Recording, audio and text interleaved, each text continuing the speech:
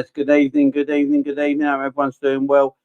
But guys, the transfer window is shut. Ryan Gravenberch is a Liverpool player. But what's going to happen to Mo Salah? Let's chat about it.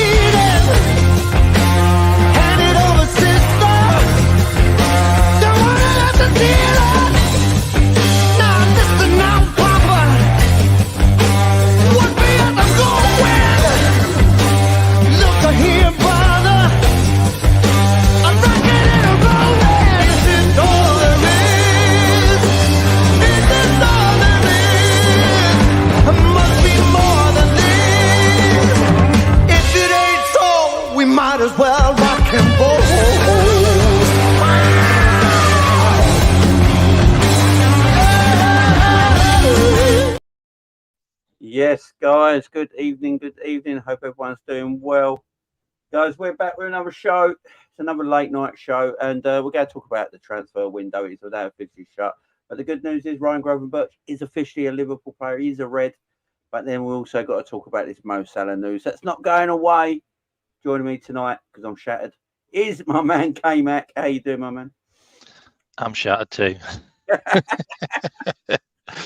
I have never refreshed a computer screen so much in my life today. No, man. It's been... I hate the transfer window. I'm going to talk about that in a minute. But big up to everyone in chat. Hope everyone's doing well. Good to see everyone here. Big up to everyone, as K-Mac says. Hit them likes. Everyone hit them likes. Get them likes up as quick as we can, guys. I would appreciate it. And guys, it is a Friday night. And you're here joining me. I appreciate the love. I really do. Gravenberch. He's a Red. K-Mac. Thoughts. Feelings. What are we saying? He's what Klopp wanted. He's what Klopp wanted. You know, he's got his man. You know, maybe 3 years in the waiting, but he's got his man. This guy, if we're getting the guy that started at Ajax, then we're getting someone who's got a hell of a lot of talent, and he's still only 20. I can't believe he's 21. He feels like he's been around for like 10 years, honestly. Let's get him trained up. Let's get him in the team. Let's get him cooking. Let's see what he can do. Give him a chance. Definitely. Like, as we know, like Jurgen Klopp apparently has been after Gravenberch for quite some time now. I think Melissa already put out a story yesterday saying that in the summer, Chouameni and Bellingham, Gravenberch was the other one on the list as well. I'm not sure about that. I think that's a bit of media. I don't know. Have you heard Klopp's? Klopp wanted him though. Yeah, have you heard Klopp's 4-minute interview? If I could play it. You know, Klopp did a good 4-minute interview today for Liverpool TV. It's on Twitter, so I'm taking it off Twitter. But yeah, no, my luck, I get copyright. So yeah, but on there, go and find it, guys. It's actually a good 4-minute video, and Klopp talks very like he spoke about with Taro Endo. He's speaking about Gravenberch in the same kind of frame, that how highly he rates this guy and how much he wanted him at his football club. But I'll tell you what was interesting, what he was saying. He's talking about Gravenberch being an 8, not a 6. Exactly. So, where does that leave us, K-Mac? Because we know a lot of the Liverpool fan base at the moment are a bit worried because they don't think we've got the capable DM in now. You know, Wataru Endo's come in. We're all happy for the fella. But we don't see him as like the ideal DM to be playing for Liverpool Football Club. But and he spoke about Ryan Gravenberch as an 8. He wants him as a number 8, that multi-functional number 8, which he's been wanting for a while. So what do you reckon from that? look, I'm really happy that we've got an extra player, and I'm happy that we've got a player of this caliber.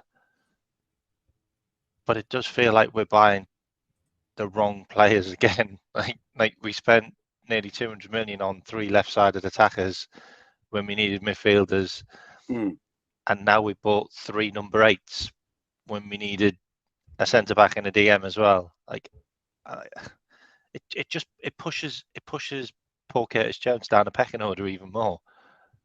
And is he going to play him as a DM? I suppose it all depends if he looks at Gravenberch and Szoboszlai as his right-sided 8s, and McAllister and Curtis Jones as his left-sided 8s, maybe.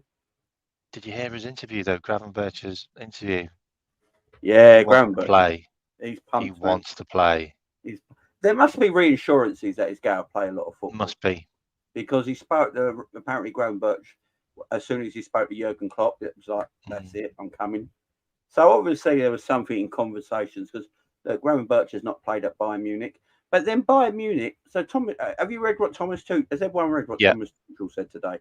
Yeah, he said he's an 8 and a 10. We don't play with that many spaces. He likes playing with 2 6s, Thomas Tuchel, because he's ultra defensive. That's the way he is.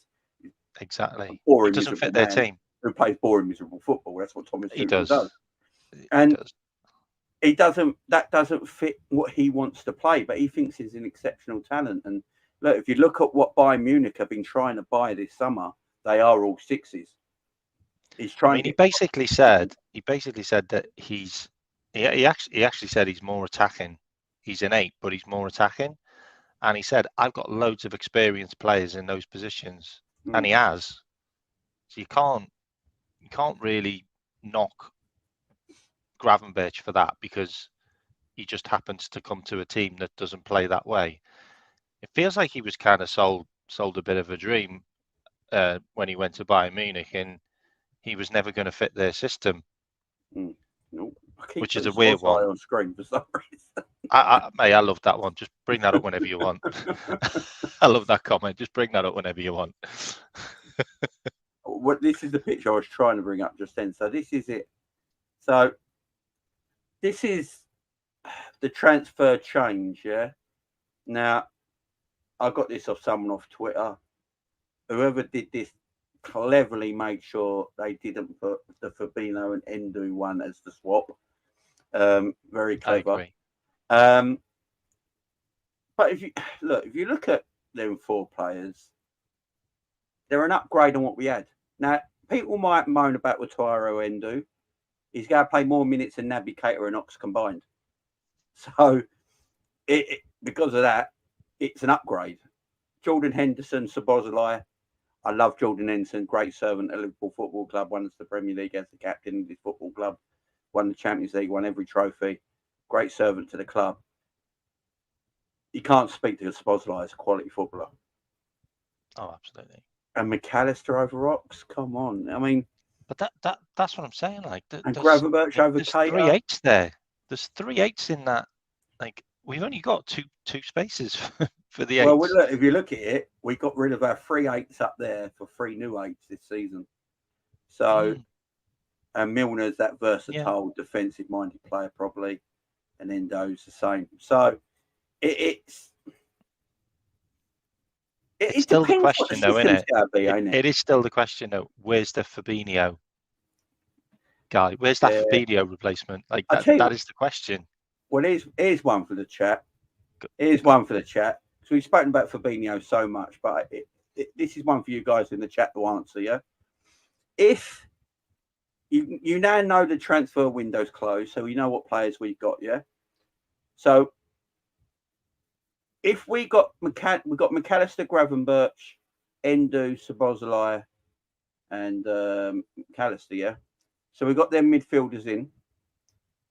Would you have been happy keeping Fabinho? And if we kept Fabinho with Endo as his backup, and then having McAllister, Szoboszlai, and Gravenberch in that midfield, would everyone feel a little bit happier and a bit more positive about the season ahead? I'll let you answer that as well, K-Mac. I mean, Fabinho would have had 50% of his work reduced by having those guys. Like that would be insane. Like seriously, I think that would have been a dream. That would have been exactly what Klopp wanted for him not to go. It's a really interesting one because, like, I spoke to you a number of weeks ago about that, and I was like, I was fine with Fabinho doing another year. Like, I was absolutely fine with that, and obviously bringing Lavia in and training him up to be his replacement full time. Like, I think that's probably still going to happen with someone, but it's going to be in January now, and Andre does seem like he could be that guy. But we're going to wing it for 6 months, like playing players in the DM position that naturally aren't. I think it's going to be McAllister. I feel like McAllister's going to be sacrificed as the DM. I just do. Yeah. Like, or even Endu's going to get overplayed. But, you know, if that's what we're going to do, then that's what we're going to do. But the fact that we've got 4 players that aren't injury prone in midfield is amazing. Nice, it's just amazing. Let's be honest. It's nice. And look, we've got more mobility in midfield now as well. You know, we know the way Klopp likes to play with his pressing game. And now you've got more mobility in midfield. It makes the team better. Look, the team is, on paper and physically looking at it, the team is better than last season. There's no doubt about that. We might have less players, but the team's sort of better. We'll get onto the defence in a bit because I know that is the main talking point right now in our team. But Someone just wrote, no more hospital update. No more hospital updates. Yeah, apart from Thiago, who I said, by the way, I said in the summer, I would sell Thiago because of this issue. He got injured in recovery. Yeah. Thiago's the only player I know who gets injured in recovery. He's the only player who gets setbacks on setbacks. It's really nuts to me. Well, actually, Ox does that as well, by the way. Ox had a habit of doing that. Ox still did it as well, yeah. That's why I would have let him go. That's why I really would have let him go. Big up, Luke. Yeah, I saw that. with the Gravenberch meeting the Dutch boys, wasn't it? Have you seen it? No, I haven't. Oh, Robbo. So Gravenberch met. He's waiting outside the training ground, and he meets. He goes inside and he meets Gakpo. They hug. Meets Van Dijk and they hug. He meets Robbo, and he said, "At last, a good Dutch footballer." You know, it's just an answer. See, I told you, Robbo is like a stand-up comedian. He's just an arse. Tell you what, though, we've got Pep and Linders. We've got a Dutch goalkeeping coach. There's quite a lot of Dutch people at Liverpool, and there's probably going to end up being more. And we're trying to before Pep and Linders leaves. And we're trying to play a Dutch way of football. And we are. Big up, Justin. That is true. There is only 4 months till January. And you know how depressing that is a little bit as well. Because this year's flying by, especially when you get mine and K-Max ages. You want the years to slow down. There is only 4 months, yeah. You want the years to slow down a little bit, you know what I mean? Yeah, you do. Let's talk about systems. Let's talk about systems, K-Max. Let's talk about systems. So as you're saying, we've got Gravenberch has come in my opinion, when he's got up to speed. Obviously, can't play the Villa games. He never got registered in time. I don't think he would have been in the squad anyway. Mm-hmm. He's got international break. I don't know if he's going with the international. I don't know if he's can be called up to the Dutch team. So if he's not been called up to the Dutch team, that gives him 2 weeks to settle in at Anfield at Liverpool, get all his stuff in order, get his house in order. Some training sessions with the manager and the coaches and stuff like that, probably, and getting up to speed and all that. So it's actually quite a good time for Gravenberch to come in a way with the international break coming up. So when he comes, not like poor Endo, who just got chucked in. Who just got chucked in straight away. So with that being the case, and I personally think Gravenberch is going to play a lot of football. Do you think there's going to be a system tweak? I looked at this. I did like a little an hour show earlier just to cover the transfer window, and I kind of brought up the tactics board and started looking at it. It's an interesting one because if we do the double pivot, he's with the under-21s. Big up, Jay. Thanks for letting us know, man. Big up. So if he's with the So- under-21s, that's all right. Yeah. I mean, Elliott's with the under-21s as well. Jones isn't with the under-21s anymore because he's too old. Just in case anyone wondered. So if we do the double pivot, then it's obviously going to be Trent coming into that double pivot position from the inverted. Yeah. And then it's going to be McAllister, and then it's going to be Sabolsai, and would it be Gravenberch? You see what I mean? What would the formation be like to accommodate them all? So it'd be 3 at the back, and then the 2 double pivot, then the 2 attacker midfielders, or the 2 8s box to box, and then the 3 up front, which is quite frightening. It's quite a frightening formation, but we do that in possession, don't we? Yeah. Like Trent runs straight into midfield to make up the 2 pivots, and I'm thinking it'll probably be McAllister lower down, and then maybe Zabolsai on the left, and then Gravenberch on the right. Yeah. Does that make sense? Well, look. I'll tell you what. Or it could be the other way, because Zabolsai can play on the right as well. Let's get it up. Let's get it up on the screen. Have a bit of fun, yeah. With a bit of formation playing, guys. Let's have a little. Big up, Jay. He says, I love that purple kit. Got anyone on the back, Jay? No, no one on the back. No one on the back. I got that one there, and that's got I love my that name. kit behind you. That's got my name on 40 on the back. So I got that for my 40th birthday from my sister. I got that for my birthday as well, but I was a bit older. So yeah, big up Jay in the chat. I was a bit older than 40.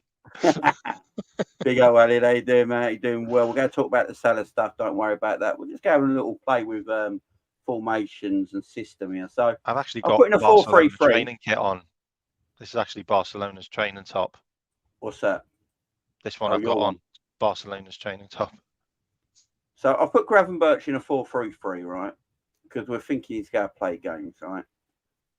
Obviously, if you go and put Gravenberch in from the start, you can't play 4-3-3 because that's not defensively good enough.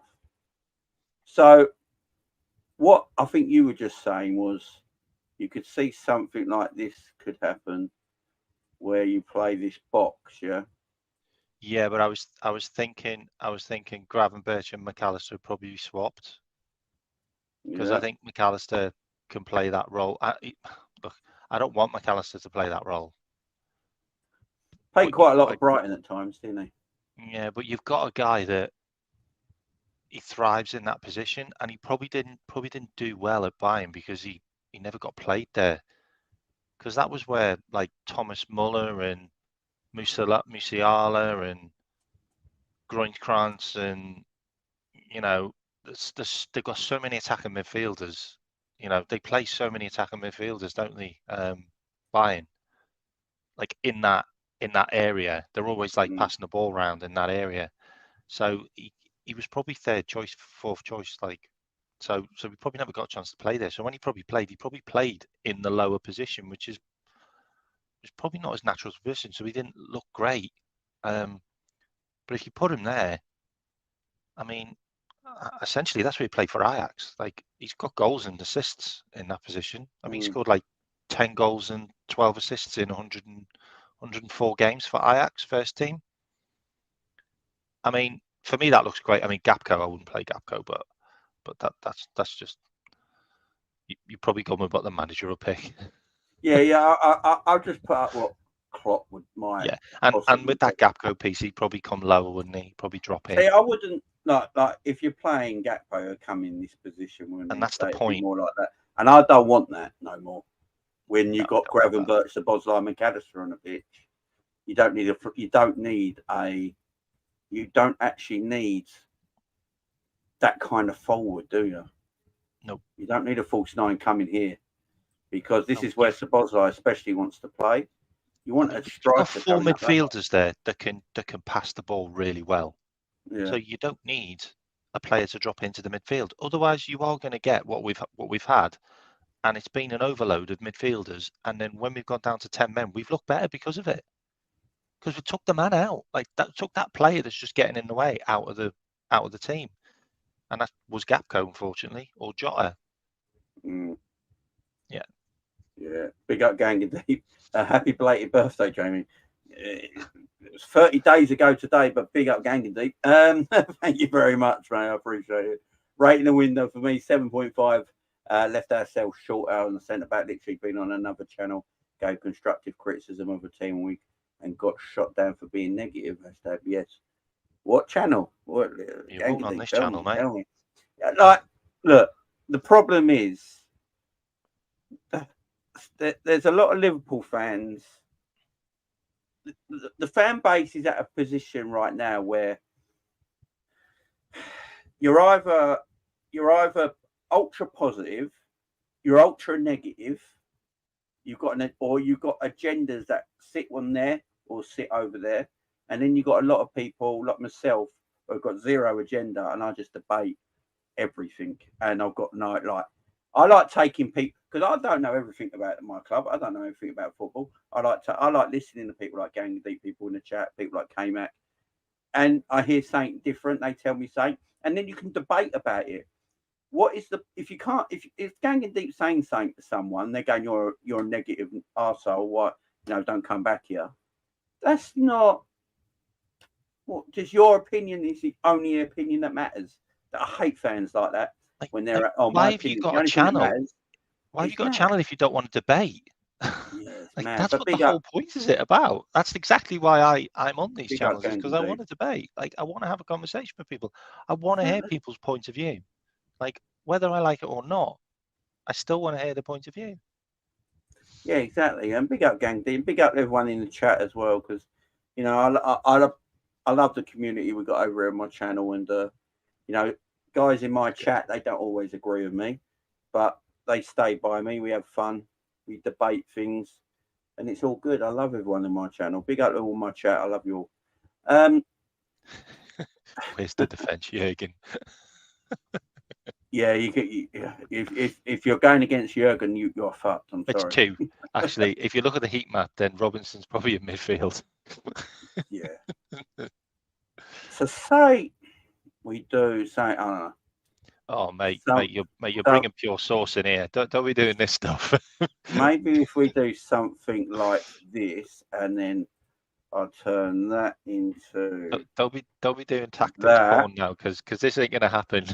Now, if I do that, and we go 4-2-3-1, and we completely change the system. Oh my god, that is sick. That is exactly and we go how we should like play. That. Now, you could swap Gravenberch for Endo. You could swap Gravenberch for Endo and take Endo at I do. Yeah. I'm going to be fair to Endo for a second, right? I'm going to be fair to Endo for a second, yeah. Let's be fair to the guy, yeah. Let's be fair to the guy, because he was a defensive midfielder that was brought to Liverpool, right? Mm-hmm. So let's say that's how we play. We've got a defensive midfielder in Endo. McAllister playing alongside him in a double pivot, which he can do, right? And he'd probably be pretty good at it. So Bosley more in that central 10 role. Salah alongside him more on the right-hand side, becoming more of a creative player at the moment. Luis Diaz on the left and Darwin Núñez up front. I mean, and then you got Gravenberch to come off the bench, Thiago to come off the bench. So, I can bring Endo off. Jota. And I can bring Endo off, yeah. I can make a sub of Endo and put Stefan Bajcetic in his position, all right? I can take McAllister off maybe and put Thiago in his position. I can take Darwin off and put Jota in his position maybe. I can take Szoboszlai off and I can put Gakpo in the 10. Do you see what I mean? Straight away. I could take Luis Diaz off. I could take Luis Diaz off, put Gakpo there. I could take Szoboszlai off and put, I don't know, Harvey Elliott or Curtis Jones there, in that more attacking role, which they'd probably favour. There's more. There's more to it there, ain't there? Absolutely, but the thing is, what you're playing there though is you're playing the back five, which has won us everything. And for some reason, he doesn't want to play that anymore, which for the life of me, I don't understand. It won us everything. Look, and on the ball, this is Liverpool on the ball. So Diaz, Salah, say Darwin's playing, Szoboszlai will be around here, McAllister sort of be like here. Endo would drop. Yeah. Van Dijk, Kanate, Trent. If he's playing normal right back, he'd just be in these positions here. And Robbo would be in these positions here. So that's where sort of Klopp wants like the team at positioning wise when we attack. Because when you're in that if they've got possession, you're not losing it. If they've got possession up there, then we're not losing that. But it's that transition which has been the transitions that are our problem. See, but Endo and McAllister are great in transition. So no, and this is why I want to play more direct football. I don't mind this formation in the attacking third when we're more direct. Get the ball. So what you want Virgil to do? You don't want Alisson to roll the ball out here to Virgil. Kanate goes here. Endo comes here. Robbo comes here. Trent sort of here. Szoboszlai's around here. Salah's cutting inside, yeah. And that's how we sort of build up from the back. And what happens then is we're not very good at it. And all of a sudden, if this was the opposition team here, they're all coming on top of our midfield, you know, on our defence. And that's the issue when we play out from the back. What we used to do really well is Virgil would get the ball here, ping it over here, get it into feet, and we build from the front. Now we build from here. That's what we've got to get back to a little bit. I don't know why but this is the problem. So say we're attacking, we're in these sort of positions. Now Endo will come the deepest out of everyone, almost like a back three when we defend, yeah.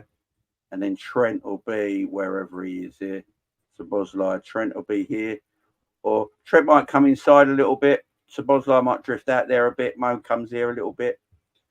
And that's all right if we push up like this. The problem is when we lose the ball, it's the amount of room that's behind us that we're having problems with. If you look at that formation there, if you move Kanate past Trent and bring Trent back, Kanate past Trent, yeah. Yeah, that and you put Salah where Szoboszlai is. Yeah.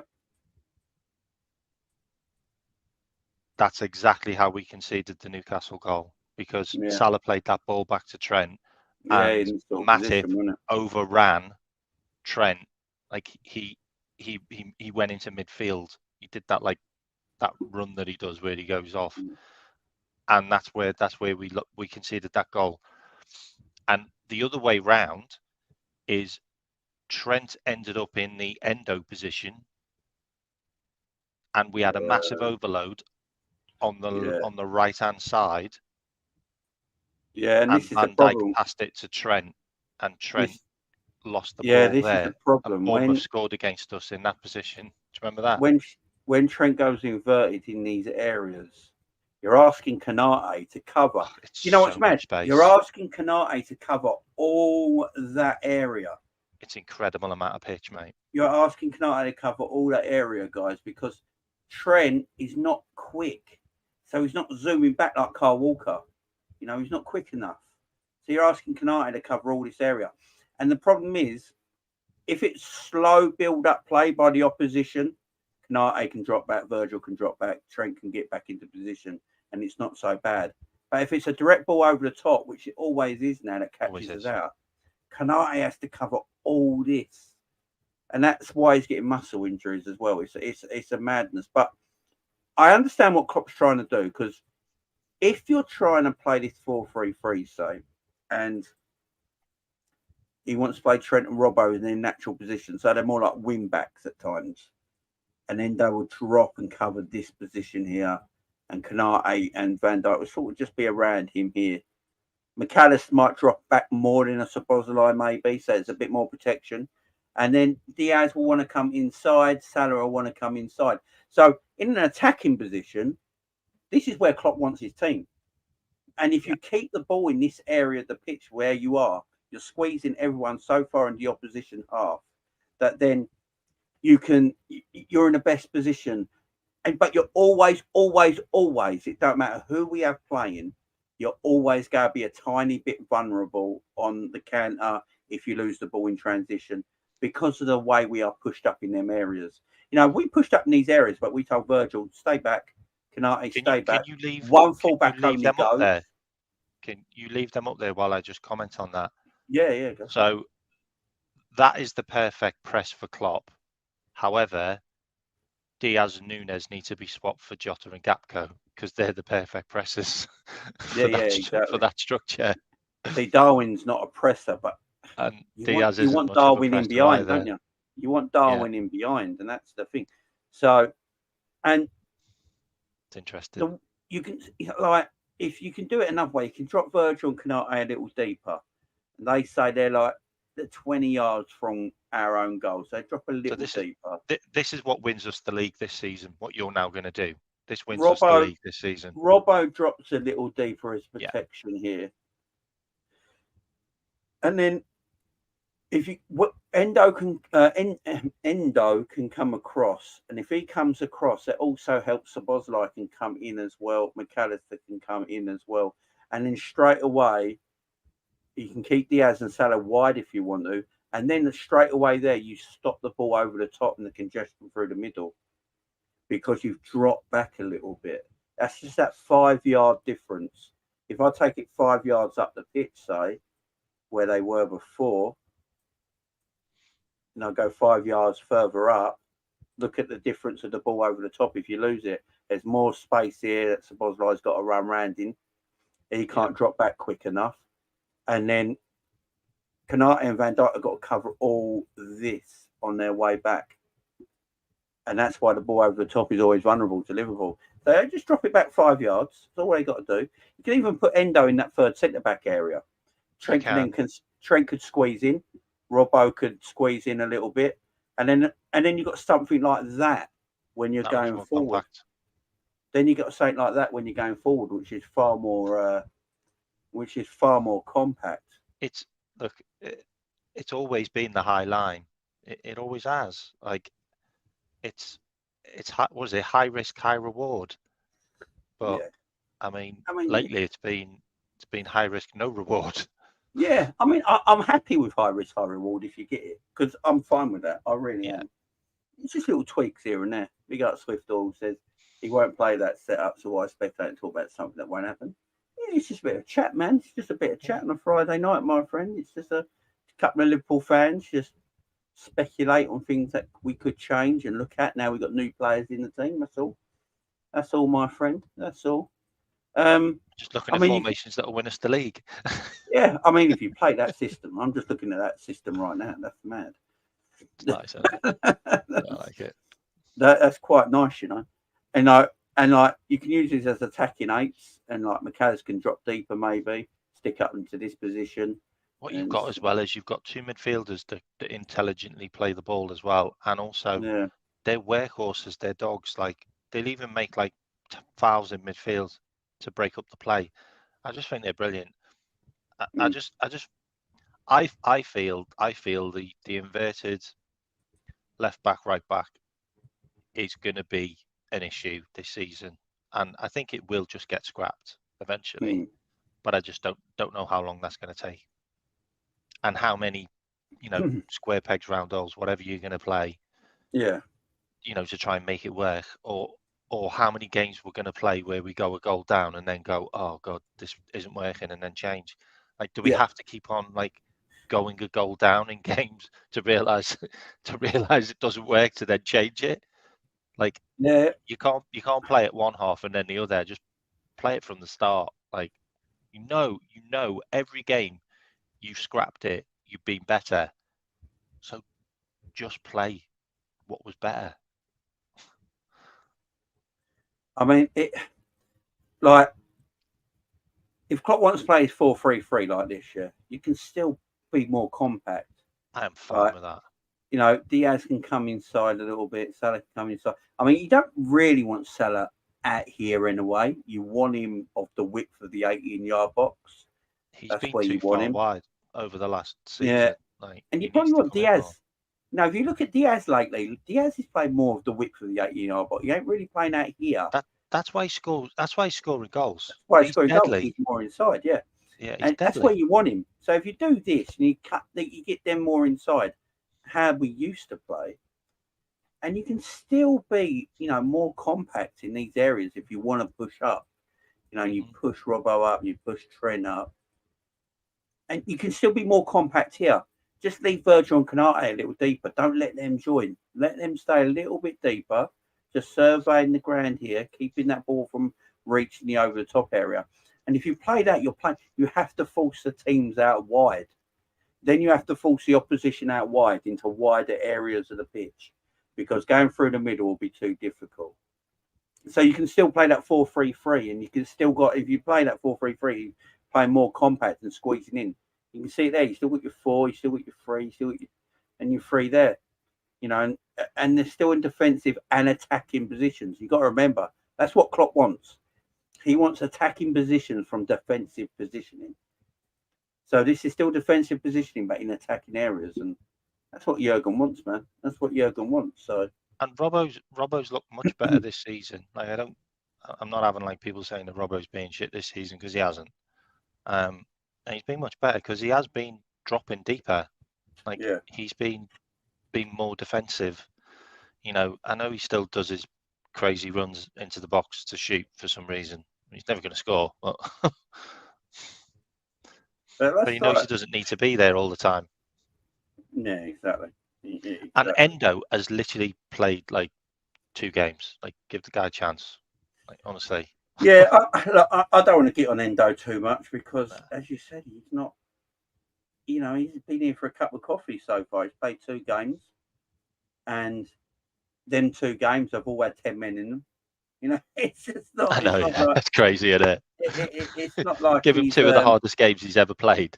You play him away to New. Look, it's obvious, guys, that Klopp loves him. Yeah, it's obvious that Klopp loves him and really rates him and likes him. Yeah, because he trusted him against 10 men against Bournemouth, threw him in for his debut coming off the bench, and he started him against Newcastle. Wataru Endo, for me, is probably Liverpool's DM going forward. Yeah. It might be till January where we do something else and we get Andre in January, and it might change. That's see. But for the time being, I think that's the issue, that thing there. And that's why a lot of talk has been about why we got Gravenberch in, because it's like a player we probably didn't need. But I think Klopp's going to play him as the 8 that's more defensive minded than Szoboszlai and McAllister, and try and get them more forward. I think McAllister, he looks at McAllister as his controller in midfield, and he looks at Szoboszlai as his like his Gerrard type of midfielder. Alonso.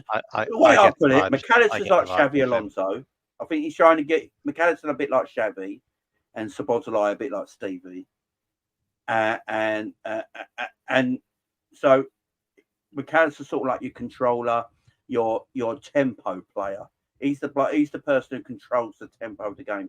If it needs quickening up, he can quicken it up. If it needs slowing down, he can slow it down. A bit like Thiago when he's fit and available. That's what he does. And Szoboszlai is your all-action midfielder. He can do everything on the pitch. And I think that's how he's looking at it. And I think Gravenberch will be more of his maybe defensive, like the Genie kind of midfielder that he's been looking for in there. And Endo is his like defensive-minded, real proper out-and-out defensive footballer. So that's why I think there will be a little tweak to the system, K-Mac, because of that. In my opinion, I don't know how you feel. I agree with that as well. I also think that McAllister probably isn't going to play 90 minutes in every game. No, I think he's a player that runs out of energy. Don't need to either, do you? No, he doesn't need to. That's the point. Like, and then you have got the likes of Gravenberch or your Jones or your Stefan Bajcetic, who can come on and do that last 30 minutes. Because I've seen him in a number of games now, and he burns out. Like, he puts a lot of effort in. And the fact that we have got that strength off the bench is brilliant, because we didn't before, because all the players were injured. Yeah. The thing about the defence as well, because I've noticed that keeps on coming up in the chat. I'm disappointed we didn't get a centre back, but he must have faith in Quansah. He must have faith in Quansah. Quansah's not gone on loan. Nat Phillips went on loan. That is a good point. You'd think He it'd be the obviously other way around. rates Quansah. And you know what? If we end up with another Joe Gomez from Quansah, I'm absolutely fine by that. Absolutely fine, because Joe Gomez was a fantastic player for a number of years for us. He just got injured. That's just unfortunate. Yeah, that's a good point, actually. I mean, it is that I do find the Nat Phillips thing going out on loan a little bit weird, because I believe it's only till January, isn't it? It's till we should just sell him. He's 26. What are we waiting for to sell him? What is his valuation? He went to Brendan Rodgers as well, by the way. Yeah. Went to Celtic. I just don't see what Liverpool are waiting for. I don't know what they value Nat Phillips as. I don't know what his valuation to the club is. Is the valuation going to go up by playing in Scotland? So apparently Nat Phillips didn't want to play in the Championship. That's why he didn't want to go Leagues. Yeah. Really? Yeah. That's apparently the one. He didn't want to play in the Championship. I mean, Leeds are going to come back up again if he plays for them. Championship and the Scottish League. Exactly, mate. Yeah. Well, Leeds, they're in the Champions League, aren't they? Yeah, and that's the thing. You got to play Champions League football. Yeah. I was about to say, would Leeds win the Scottish Premier League? Probably. They'd give it a go, I tell you. It's probably Champions League football, and credit to him. He's still playing Champions League football when the rest of his Liverpool teammates ain't. So, you got to give him a bit of credit there. But I just find it a weird one that we're loaning in until January. We didn't buy a centre back, and Quansah stayed in the team, and I think he'd probably be part of the squad going all the way through the season now. So, yeah, maybe Klopp rates him. Maybe what Klopp has seen in pre-season completely changed his mind and went, "Hang on, I've got a player here." I mean, what we seen in pre-season made me think, like, this guy's decent. Like, this guy deserves to get a couple of games in a maybe not in the Premier League, but a couple of cup games, and maybe in Europe. But at the end of the day, he talked about him in the press conference before the Newcastle game, and it was like karma, because he had to bring him on. Yeah, because he did. He talked about him. He said he's a good player. I'm going to give him a chance. And then we got Virgil van Dijk sent off, and then he had to play him, and he was okay. Yeah, I mean, big up Drunk Vegan show, doing well, man. Yeah, it's an interesting one, isn't it? I don't know if they were actually looking for defenders this summer, personally. I know there was a lot of rumours that Liverpool are in for this defender, that defender, or looking at this defender. I think Liverpool look around for players and then go for them a year later. That's the way it looks like to me at times. The problem is, next season's going to be a bit of an issue for Liverpool, because they're going to need another DM next summer. They're going to need a centre back. You're arguably going to have to need a left back, because Tsimikas will probably leave. Robbo's getting older. And then let's talk about it. Mo Salah. Now, so the news at the moment about Mo Salah, look, this news ain't big. I want to say one thing first of all, Sky Sports News have got the biggest erection for Mo Salah going to Saudi. That's all they reported all day. All really day annoying. On Sky Sports News. Really annoying. Salah to Saudi, Salah to Saudi, Saudi to Al Ittihad, Salah to Al Ittihad. It's exactly the same comment though. Yeah, they're just like rephrasing it. 5 minutes. It's like, what is going on? I've never seen anything like this. And then I think this afternoon, Paul Joyce, David Ornstein have put it out there today that Liverpool knocked back, was it £120 million offer for Mo Salah or something like that, up to 150 million? Was it 100 million up front? 150 million. It was 100 million with add-ons. 50 million that took it to 150. Yeah, and one of them was Champions League football. By the way, exactly. I don't understand how that makes sense, but by the way, I said this. I believe came out might be the show actually. I said this earlier in the summer when this was all kicking off. if they keep buying at this rate with these quality players in it, with the money they got, UEFA will have them in the competition. Look, Israeli sides are in European competitions. Israel play Euros, and they're not part of Europe because of certain things in politics that happened and why it happened. I can see it happening. Like everyone said no to the Super League. Does the Super League all look out bad now? You know what I mean? Are they on the border? UEFA are making their own Super League. UEFA are making their own Super League. They're making their own superpower. Oh, I heard something crazy about the Super League, by the way, and that was from Richard Keys. He did. He's got like a Substack or something that I read, and he said the only reason why the Super League didn't happen, and it was backed by Saudi Arabia, by the way, massively, is because PSG and Bayern Munich wouldn't join. That's the only reason why it never happened. Yeah. If they'd have joined, it would have gone forward. Yeah, it's because Bayern are fan owned. It's going to be hard for any German team to join the Super League because they're fan owned. But look, I don't think it needs to happen. I just think it'll never happen now because, look, if South, apparently that's one of the reasons Liverpool rejected it because there was one, because I think Melissa Reddy was talking about the add-ons, because it was 100 million up front and 50 million in add-ons. And I think Melissa Reddy put it in a way that the 50 million in add-ons will be impossible to gain at this moment in time because, as K-Mac said, apparently one of the add-ons was Champions League football, and they're from the Middle East and they can't play Champions League football. So there's obviously something going on there. But I think it will happen eventually if they keep getting players like this and the money they got. We know what UEFA like. You know what I mean? So, yeah, they like cash. So if it comes their way, it comes their way. But I don't blame the Saudi Arabian League, by the way. The Premier League have been buying up players from other leagues all over Europe for years now for ridiculous amounts of money that they're not worth.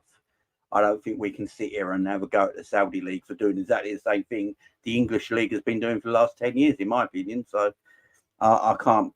I'm not having a go at the Saudi League at all, and I don't get the hypocritical nature where some British journalists are saying that. We buy a lot of average players from around Europe for ridiculous amounts of money, right? And don't care about them smaller European teams. No, I don't get the hypocriticalness of it all. I don't blame the Saudi. I want everyone to play football. Football is the greatest sport in the world. Everyone should have leagues and money to invest into. And they're investing their own money into these leagues. So I say let them be, man. They've invested nearly 2 billion. It's their money. Yeah, exactly. I ain't got an issue with it. I'll tell you something interesting though. So I can't even say the name. Was it El Al-Had? Is it El Al-Had? Who's the team that Salah that won Salah? El Ittihad. Yeah, and the other team, El Hal, is it? I think they got smashed yesterday, didn't they? So they played them, and it was 4-3. Get hat-trick. Did Mitrovic get a hat-trick against them? So it was 4-3, and so Benzema scored, and then Mitrovic scored 3. Like they were winning 2-1, and then Mitrovic scored 3, and then they obviously won 4-3 in the end. But they were crying out for a goal scorer, like another goal scorer. So, they're actually they're behind in the league now. So they might throw another 50 million at it. Like I don't know, but it's interesting. Look, it is really. It feels now. It's starting to feel a little bit like they're just flexing their muscles. Like they just want to see whether they can do it. Money talks, guys. I just think it is now. Money talks. Mo is being offered £1.5 million a week. £1.5 million a week. It'll be the highest wage in world football. It's just he's got to be earning more than Neymar and Ronaldo. TV channel. Like, which is just because they're going to put that sports network in the Egyptian TV, ain't they? And he's going to get 10% of it. And I saw a video the other day. Someone did like a video and put it up on Twitter or something, or one of them social media things. Someone shared it on Twitter, and I think it was like they were going to one of the Saudi games, like one of the games in Saudi, and they're all wearing Mo Salah masks. You know, it's just. I don't think we can compute because we're not. You know, I'm not Muslim or anything like that, so I can't compute with it. But I don't think we realise how big Mo Salah is over there. he's the biggest sportsman for Arabian football. He's the biggest Arabic word I can't remember now. Sports star in the world. He's the biggest Arab star in the world. You know, £1.5 million pound a week's going to turn anyone's head. Like, he might love Liverpool Football Club. He might really want to stay at Liverpool Football Club. At the end of the day, he's a human being. I mean, there's only so much shopping you can do in the Trafford Centre. Yeah, exactly. And I've been there. Yeah, it's weird. Middle of nowhere as well. It's. Have you seen their version of a Trafford Centre? Yeah, no, that's what I was saying. They've got like an underwater submarine there gravy, or something. Man. Different gravy, man. Different gravy. Like great white sharks in there. The problem with Liverpool, the problem with it is that selling him there as a Liverpool see it, selling him there is pointless because transfer deadline's finished, right? So it's completely pointless. The problem is if they come with more upfront money. Now they came with 100 million upfront, and that 50 million add-ons was impossible to collect. You probably never go to see it. So Liverpool in their right, like, no, we're not taking that. That's £10 million more in Neymar, and we know how much of a massive star he's going to be if he goes there. He's going to be the player. Yeah, he will become the most marketable footballer in the world if he went. Yeah, by a country mile. Yeah. So Liverpool are in their right here to say no. Yeah, definitely. Salah's country voted him to become president. That is true as well. That's how popular this man is. That's just great. He wasn't even in the running. We understand it. He wasn't even in the running. Yeah, I don't think we understand it, man. He is so famous and popular. He will become the most marketable footballer in the world if he goes to Saudi Arabia. He just will. And Liverpool want that money. Liverpool want that money. It's going to have to be a bit over 200 million. It's just going to have to be because nothing else is going to turn Liverpool. And it's going to have to be up front, no add-ons. It's going to have to be a big upfront price. So the rumour at the moment is 175 million to 200 million with 150 million up front and the rest in add-ons up to 175 to 200 million. Now, if it's 150 million up front, I personally want Mo Salah to stay at Liverpool the rest of his career in a selfish point of view because I'm a Liverpool fan. I don't understand these Liverpool fans at the moment saying you should let Mo Salah go. It's out of order keeping a player who don't want to be here. I'm a Liverpool fan, man. Well, I don't want the best right winger in world football leaving my football club. That's a madness. He hasn't said he wants to leave, by the way. He's not even come out and said anything. He hasn't said a word. He ain't come out and said anything. Did you see that thing on Sky Sports, though? Like, when they made that bid and then Salah left training, you're like, he's gone home. And he finished training, he's gone home. Everyone went home. Everyone was revving He made a meal of it. Like, he drove off in his car and they had a video of him driving off. I was like, he's going home. Look, what do you want him to do? Stay at AXA all day? Oh, yeah, just stay. I'd actually be more worried if he did stay at AXA all day. Yeah, no, I was. That means he's having meetings, and that's more worrying. Yeah. So I'm actually like, it's nothing that he went home. You know, he's like, oh, he went home good.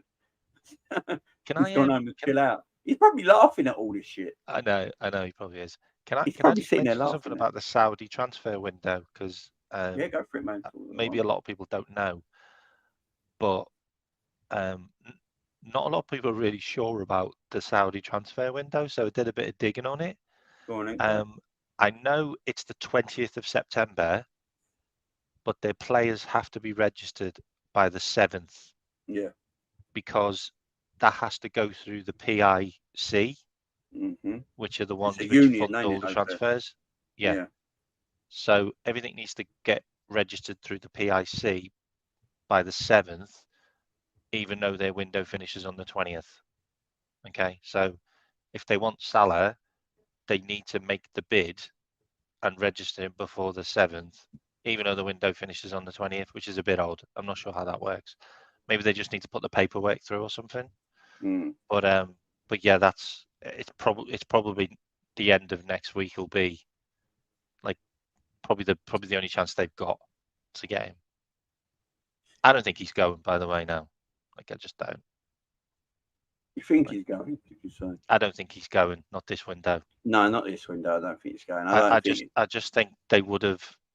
I think they would have pushed harder, and I also think they would have given us a bit more time. Like, there would have been a discussion by the agent going, you need to give Liverpool like a couple of weeks, like, to get a player in, like, to spend this money. Like, you can't just take their best player. Like, yeah. I also think that would have been something Salah probably would have said as well, because Salah wouldn't want to leave us in a worse position, would he? He'd want us to be successful even if he leaves, because he's a Liverpool fan as well. Yeah, I think but yeah, he's got a lot of love for the football club. There's no doubt about that. I mean, have you ever listened to the story Micah Richards was telling when they were at Florentina together? No, come on. When they were at Florentina together, Mo Salah always used to. Yeah, Micah Richards, I think he told this on BBC. With, you know that BBC Sounds program he does with Gary Lineker and Alan Shearer and that. Yeah. He was talking on there about it, and he said that when he was at Florentina, because Salah was there at the time as well, wasn't he? And Mo used to tell him, if I go to England again, I want to play for Liverpool. That's the club I want to play for if I go to England again. And so he's always had Liverpool in his mind. He's always been a Liverpool player in his head. So I don't think he wants to go. I don't think he's in a hurry to go. I don't also think he'll push to a leave either. I think if it gets rejected, it's probably look. That's not being naive here. He's probably spoken to him. Yeah, I think there's probably conversations have been had, right? But I don't think Mo would push to leave. I think Mo would be like, if we rejected it, I think Mo would go, all right, I'll stick here and get us back in Champions League football. You know, quite happy. We're playing in the biggest league in the world. The thing that gets me is the report was the bid went to it wasn't even Billy Hogan, it was Mike Gordon. So the bid went to Mike Gordon. It was like a direct phone call. Yeah, and it was like, but that's how they do it, don't they? They don't go. Yeah, through. So it was a direct phone call to Mike Gordon, and the offer was like, I don't know. It wasn't actually an official bid, was it? It was just an offer of a conversation. Like, we will offer this. This is what's happening.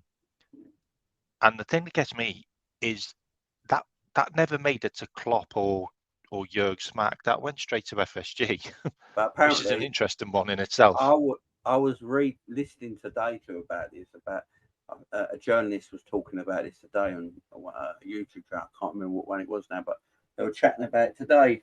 And the journalist on there said basically what they do it differently. They just go straight to the club, the owner of the other club. You don't go through certain things. They just go. They cut out the middleman. And they just ring you up and go, look, this is what's happening. And as you say, they're a union over there. So one company, they don't own all the football clubs, but they carry the cash. And then they ring up the other club they want, and they just do the deal. They cut out the middleman entirely. They're just like, well, we want this player. We're just coming straight to you. This is what we're doing. They cut out everything. No agents, no middleman. They don't care. They just, no, that's basically what that journalist is saying today.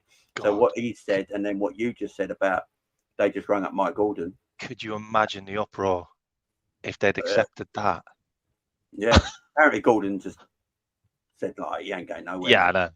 Yeah. 100 million up front for Mo Salah. Mike Gordon's not a silly man either. He knows why. Look, what people got to realise as well, the most expensive player to go to Saudi League at the moment is Neymar for 90 million. Yeah. Neymar and Salah are the same age. They're offering twice as much almost for Mo Salah than Neymar. That's how desperately they want Mo Salah.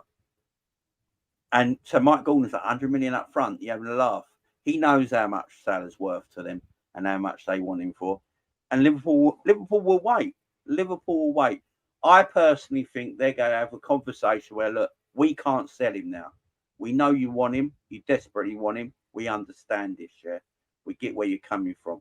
But there's no, you could offer us 500 million right now. We're not going to sell him because our window is shut. We're not losing one of our best players, if not our best outfield player. So you can just have him this window. But that's talk next summer. Come back next summer. Because they're not going away. They're coming back for Mo next summer. They want Mo Salah, yeah? He's going to be 32 next summer. He can play over there for 4 years. He will go there. There's no shadow of doubt for it, in my opinion. And I think Liverpool will have a conversation where come to us next summer with this exactly the same bid. You come to us next summer with this exactly the same bid. We'll have a gentleman's handshake on it now. We'll have a gentleman's handshake on it. Come next summer with this bid and make sure it's early in July. And we will do that. And there's one thing I saw James Redmond say this earlier as well. Be up, James Redmond. Like, if Liverpool, the one thing with these owners that we know is usually if you make a sale of a player in the middle of a transfer window, they will let you use that money to buy new players, right? The problem is if you sell on Mo Salah when the transfer window's shut and that goes into their pocket, I'm not quite sure you'll get that when the transfer window reopens. But in the middle of a transfer window, if they come back in July next July, and go, here you go, here's 200 million for Mo Salah, they will give that to Liverpool to spend. Liverpool will spend that next summer. So, in my opinion, I don't know about you, K-Mac, but I think that's the way it's going to go. I think it'll be next summer. I agree. And the interesting thing about that as well is the world record fee for a player is 198 million. And guess who that player was? Neymar. Neymar. Yeah, Neymar and Mbappe. I want us to beat that bid. Mbappe? Ain't it Neymar and Mbappe? Yeah. Coutinho? Yeah. 3 months. Yeah. Yeah, I think so. Yeah, that'd be mad. That would be mad. That'd be mad. But look, at this moment in time, guys, we got to, look. If we've got a week. We've got a little less than a week. Yeah, till their transfer window shuts, or so 6 days now. I personally don't think it's going to happen. I think they might bid again, and I think Liverpool will reject it. But I think they might do something like a gentleman's handshake where they come back next summer with exactly the same bid and we do the deal then. My personal opinion. With Gravenberch, I'm happy that he's come. I think we've transferred our midfield into better players this summer. Absolutely. There's still holes in our game. Look, we're not saying this is perfect. There's areas in our pitch that need changing. Areas in our team that need changing. Centre backs, stuff like that. Maybe another left back and a deputy right back. We've got things to do. But look, guys, the transfer window's ended. Get in the comments after this video, guys, and let me know. Give me a score out of 10 for the transfer window and what you think we can succeed in doing this season. What are the goals for Liverpool this summer? What do you think Liverpool can achieve this season? Let me know in the comments below after this video, guys, and I'll read them out. Big up to everyone. Thank you very much for joining me. K-Mac, thank you very much for joining me on this late night. I appreciate it, my man. I really do. Guys, make sure you go and visit K-Mac's channel. It's right above his head there, K-Mac channel. Go and check it out. I'm on the road to 200. There you go. Go and subscribe to K-Mac. Be up Mike in the chat as well. Hope you're doing well, my friend. We'll get you on soon as well, my man. Yeah, big up, Mike. Big up Josh in the chat. Has been in there. Big up, man. Guys, enjoy the rest of your weekend. I'll see you again soon. Bye-bye for now. Peace.